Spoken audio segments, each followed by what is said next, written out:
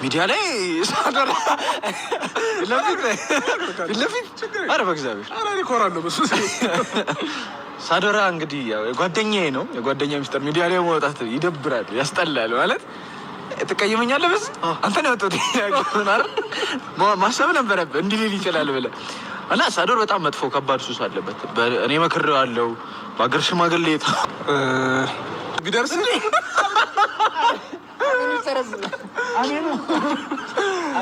5 ሚሊዮን ብር ሎተሪ ቢደርስ ዛሬ መጀም ሰው ሆኜ ማሳየት ፈልጋለሁ።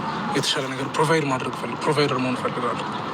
በጣም ቁጥር አልጠራም ክፉ አይደለም። ከኢትዮጵያ ውጭ እኮ ነው።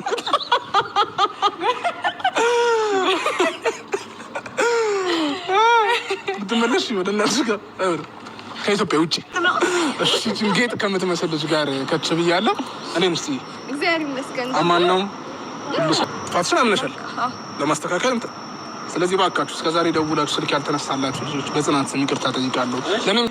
ተወዳጁ የጽናት ድራማ ተለቀቀ ውዶቼ። በመግቢያ ላይ እንግዲህ አንዳንድ ቪዲዮችን አስገብቼላችሁ ነበረ።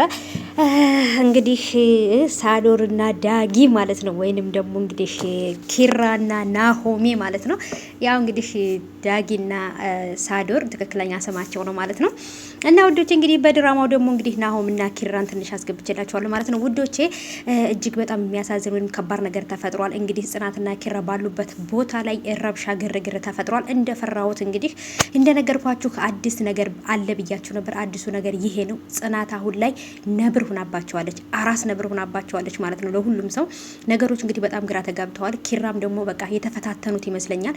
ሰላም ሰላም፣ ውድ የተከበራችሁ የቻናሌ ተከታታዮች እንዴት ናችሁ? ከኔ ጋር ሁሉ ሰላም ነው። ሰላማችሁ ይብዛልኝ ባላችሁበት ውድ ቤተሰቦቼ። ለቻናሌ አዲስ ከሆናችሁ ሰብስክራይብ አድርጋችሁ ቤተሰቡን ነባሮች እንኳን በሰላም መጣችሁ ብያለሁ ውድ ቤተሰቦቼ። ተወዳጁ የጽናት ድራማ በተለመደው ሰዓት ተለቋል ውድ ቤተሰቦቼ። እንግዲህ ነገሮች በጣም ወደ አልጠበቅናቸው መስመር እየሄዱ ነው። ምክንያቱም እዛ ጋር ኪራ ከልጆቹ ጋር እየተጣላ ነው። በተለይ ደግሞ የጽናትንም አባት እስከ መምታት ሁሉ እስከ መደብደብ ሁሉ እየደረሱ ነው ልጆቹ ማለት ነው። ይሄም ማለት እንግዲህ የበፊት የጽናት እጮኛ ወንድምና እጮኛዋ ማለት ነው እንግዲህ በጣም ረብሻ እያመጡ ነው። እዚህ ጋም ደግሞ እንግዲህ ወደ ቤቱ ይመለሳል ብዬ ነበር ቅዱስ ማለት ነው ወደ ከተማ፣ ግን አልተመለሰም። ምክንያቱም ነገሮች እየከረሩ ስለሆነ ኪራ ለነዚህ ሰዎች ትቶ መሄድ በጣም ስለፈራ ነው ማለት ነው። ምክንያቱም ኪራ ስሜታዊ ስለሆነ በቃ በነገሮች ቸኩሎ የሆነ ነገር ያደርጋል፣ ወይ ደግሞ ሰው የሆነ ነገር ያደርገዋል፣ ወይንም እሱ ሰዎቹን የሆነ ነገር ያደርጋቸዋል ብሎ ስለፈራ አልተመለሰም። እዛው ነው ያለው ማለት ነው። ሰውየውም ደግሞ እንግዲህ ነገር ቱግ ያደርገዋል ማለት ነው። በቃ ነገር ነው እያለ ያለውና ስለዚህ እንደዚህ አይነት ሰው ደግሞ ሰውን ያሳስታልና ጽናትና ኪራ ጽናት የሆነ እንቅፋት መቷት እሷን እያየላት እግሯን እያያዘላት ምናምን ነው በቃ እያያት በነበረበት ሰዓት ነበር የመጡት።